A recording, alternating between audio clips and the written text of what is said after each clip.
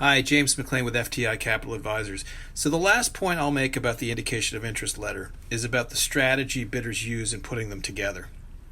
Last time I said that IOIs are a fundamental mechanism, albeit a blunt instrument, to cut the field down into a manageable number that management can potentially meet with.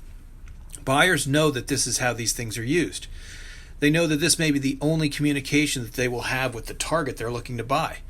They may not have a chance to meet with the company to plead their case, so there's a strong incentive for bidders to put their best foot forward. This is where your banker can add a lot of value in deciphering the letters that are submitted, especially if they've interacted with the various buyer groups before. There's a good chance your banker knows the buyers from previous processes, so they may have a sense of how they behave, or if the bidder has a particular philosophy or style in how they approach these processes.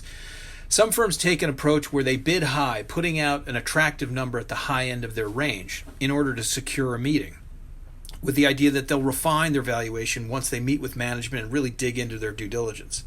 In some ways, this is a reasonable approach.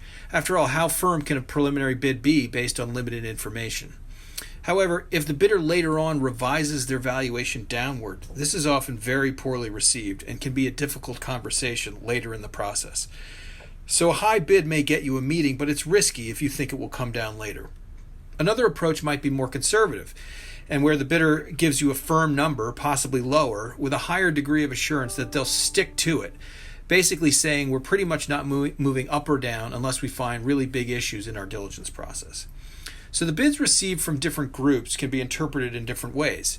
The deal team may be picking the groups to move to the next round not just based on the number on the page, but on qualitative factors as well. A subjective assessment of the buyer's likelihood to close. Are these guys easy to work with? Are they fast, honest, and efficient in their diligence process? Do we really think that they understand this business? We might be taking a more holistic view. Maybe this is a very particular kind of company with a story.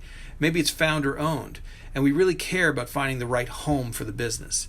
In this case, we're going to give a lot more thought to who we meet with and might sacrifice a bit on valuation for what we perceive to be the right fit.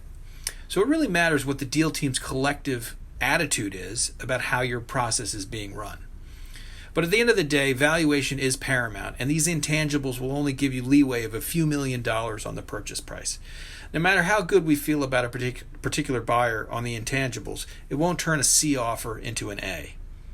Thanks again for listening, and you can reach me at james.mclane@fticonsulting.com.